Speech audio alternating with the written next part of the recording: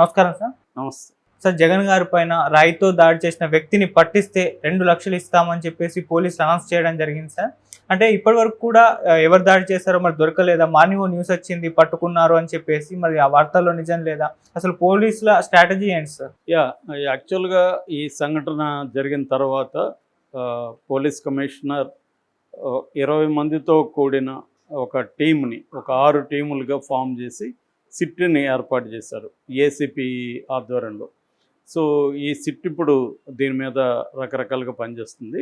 యాక్చువల్గా ఇప్పటివరకు అయితే ఉన్న ఐడియా ప్రకారం ఇది అజిత్ సింగ్ నగర్లో జరిగింది. అజిత్ సింగ్ నగర్ ఈ జరిగిన స్పాట్కి దగ్గరలో వివేకానంద స్కూల్ ఉంది, ప్రైవేట్ ఇన్స్టిట్యూట్. దాని పక్కన గంగానమ్మ గుడి ఉంది. ఈ గంగానమ్మ గుడి ఈ కాలేజ్ కావచ్చు లేదా స్కూల్ కావచ్చు, ఆ దగ్గర దాని నుంచి వచ్చినట్టుగా ఇప్పటివరకు దాన్ని ఒక సెక్యూరిటీ జోన్ లాగా క్రియేట్ చేశారు. సో అయితే మామూలుగా ఏం జరుగుతుందంటే, జనరల్గా ఏదైనా సంఘటన జరిగినప్పుడు ఆ ఏరియాలో ఎవరైనా రౌడీ షీటర్లు ఉంటే వాళ్ళని అదుపులోకి తీసుకోవడం అనేది కామన్ ప్రాక్టీస్, పోలీసులు చేసే common practice.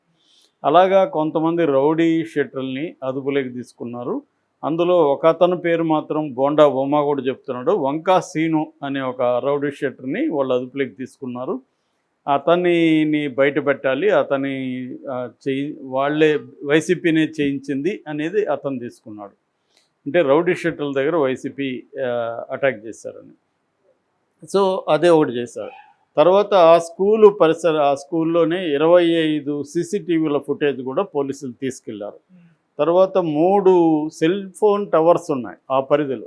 3 cell phone towers పరిధిలో 20,000 ఫోన్లు యాక్టివ్గా ఉన్నట్టు గుర్తించారు. 20,000 ఫోన్లు డేటాని అనలైజ్ చేయడం అంత ఈజీ కాదు కదా ఇవాళ, దానికంత టైం పడుతుంది.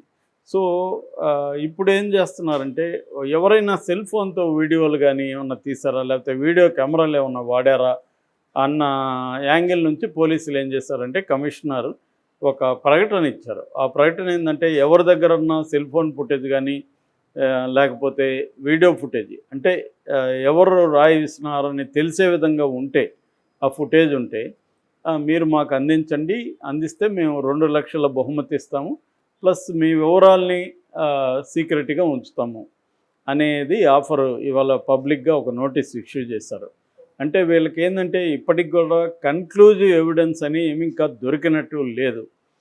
సో ఈ కన్క్లూజివ్ ఎవిడెన్స్ కోసం ఏం చేస్తున్నారంటే, ఇటువంటి ప్రకటన కూడా వాళ్ళు తీసుకుంటున్న చర్యల్లో ఇదొకటి అనమాట. అంటే ఎక్కడైనా, ఎందుకంటే ఇప్పుడు జగన్ వెళ్ళినప్పుడు కానీ ఎనీ లీడర్ వెళ్ళినప్పుడు అనేక మంది సెల్ ఫోన్తో వీడియోలు తీస్తుంటారు. సో అట్లా ఏమన్నా ఉన్నాయా, భయపడి వాళ్ళు ఇవ్వకుండా ఉంటే అలాంటి వాళ్ళ కోసం బహుమతి ఇస్తాము, ప్లస్ మిమ్మల్ని మేము సీక్రెట్గా కూడా ఉంచుతాము అన్న ఒక భరోసా ఇవ్వడం ద్వారా ఎవరైనా తీసుంటే వాళ్ళు భయపడకుండా ఇచ్చే అవకాశం ఉంది. రెండోది, 2 లక్షలు డబ్బులు వస్తాయని కూడా ఇచ్చే అవకాశం ఉంది. సో ఇది కూడా రొటీన్గా చేసే కార్యక్రమం. మామూలుగా ఇలాంటి క్రైమ్ జరిగినప్పుడు జనరల్గా పాజిబుల్ స్పాట్ ఏది అనేది చూస్తారు. అట్లా ఇప్పుడు పాజిబుల్ స్పాట్ని రౌండ్ ఆఫ్ చేశారు.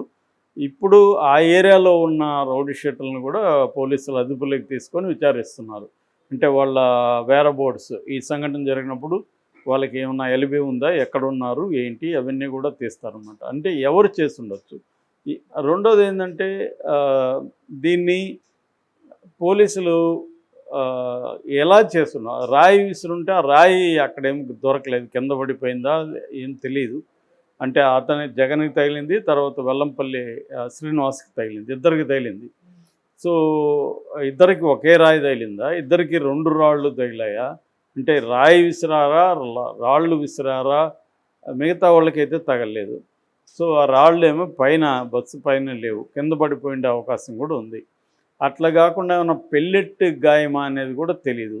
పెల్లెట్ గాయం అని ఇప్పుడు తెలుగుదేశం మీడియా కానీ, తెలుగుదేశంలో కొంతమంది వీళ్ళే జయించారని చెప్పడంలో కూడా వాళ్ళు కూడా ఒక క్లారిటీతో మాట్లాడట్లే. కొంతమంది ఏమో, ఇప్పుడు ఈయనేమో బోండా ఉమామహేశ్వరరావు ఏమో రాళ్ళు వేయించారు రౌడీ షీటర్ల ద్వారా అని చెప్తున్నారు.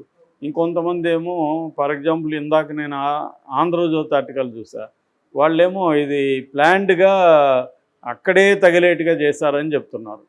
అక్కడే తగిలేట్టుగా అంత అక్యురసీతో, పవర్ లేదు, అంత అక్యురసీతో ఎలా చేస్తారనేది ఒక సమస్య. దీనికోసం ఇంకొకటి తీసుకొచ్చారు, అదేంటంటే పెల్లెట్ అంటే ఎయిర్ గన్తో చేశారు అన్నారు. ఎయిర్ గన్ను ఎక్కడి నుంచో కొడితే అంత అక్యురసీతో తగులుతుందా అనేది కూడా డౌటే. మామూలుగా అక్యురసీ కావాలన్నప్పుడు టెలిస్కోపిక్ రైఫిల్స్ వాడుతుంటారు, స్నైపర్స్ అంటారు వాళ్ళని. స్నైపర్సు లాంగ్ డిస్టెన్స్ ఫైరింగ్ చేసేటప్పుడు టెలిస్కోపిక్ రైఫిల్ ఉంటుంది. ఆ రైఫిల్లో టెలిస్కోప్ ఉండడం వల్ల అది కనిపిస్తుంది అనమాట.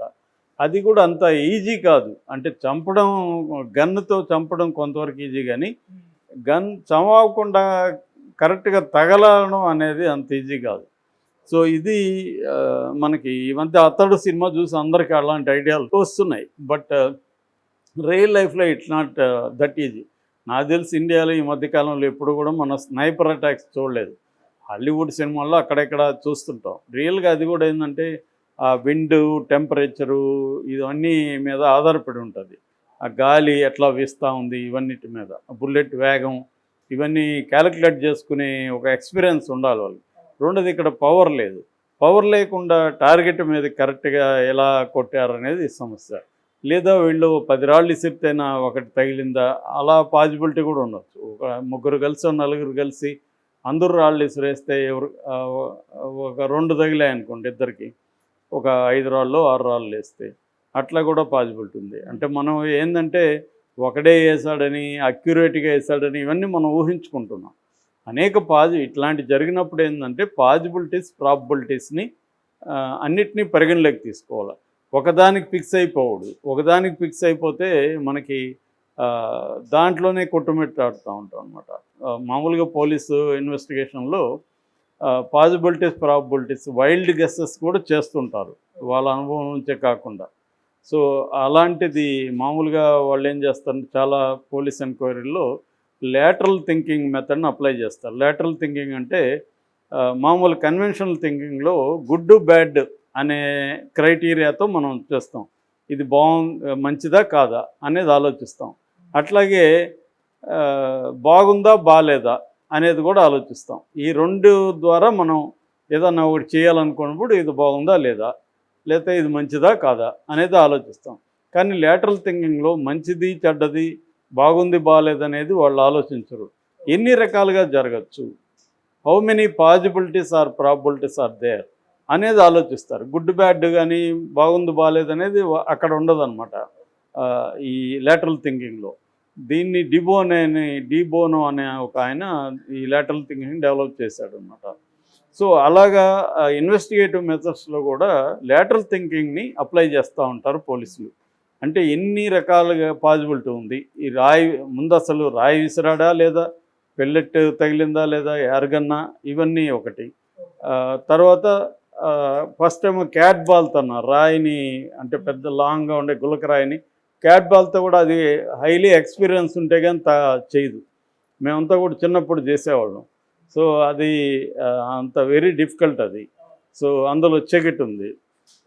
సో దానికి ఇది ఉండాలి. సో కానీ ఇవన్నీ వాళ్ళు పాజిబిలిటీస్ని ఒక్కొక్క పాజిబిలిటీని డిస్కస్ చేస్తూ వెళ్తున్నారన్నమాట. సో ఈ క్రమంలో ఏమన్నా వీళ్ళు సాధిస్తారనేది చూడాలి. ఏదేమైనా ఇది భద్రతా వైఫల్యంగా కేంద్రం కూడా గుర్తించిందని చెప్తున్నారు. అందుకని జగన్కి ఇప్పటి వరకు ఏమంటే అక్కడ నైట్ క్యాంపు దగ్గర ఆక్టోపస్ విభాగం ఉంది. ఆక్టోపస్ అనే ఒక స్పెషల్ పోలీస్ విభాగం సెక్యూరిటీ ఉంది. ఇప్పుడు సిఐఎస్ఎఫ్ అంటే సెంట్రల్ ఇండస్ట్రియల్ సెక్యూరిటీ ఫోర్స్ అంటారు. ఈ సిఐఎస్ఎఫ్ని అక్కడ వినియోగిస్తున్నారు అన్నమాట. సో ఈ రోజు నుంచి సిఐఎస్ఎఫ్ రంగంలో ఉంటుంది జగన్కి. అట్లాగే పోలీసులు కూడా కొన్ని రకాల జాగ్రత్తలకి కల్పించడానికి కొన్ని సజెషన్స్ ఇచ్చారు అనమాట. అందులో ఒకటి ఏంటంటే పూలమాలలు కానీ క్రేన్స్ కానీ యూజ్ చేయొద్దండి. తర్వాత సెక్యూరిటీ కార్డన్ లేకుండా ప్రజల్ని కలవకండి అనేది కూడా వాళ్ళు చెప్పారు. సో ఈ జాగ్రత్తలు తీసుకోవాలని అంటున్నారు.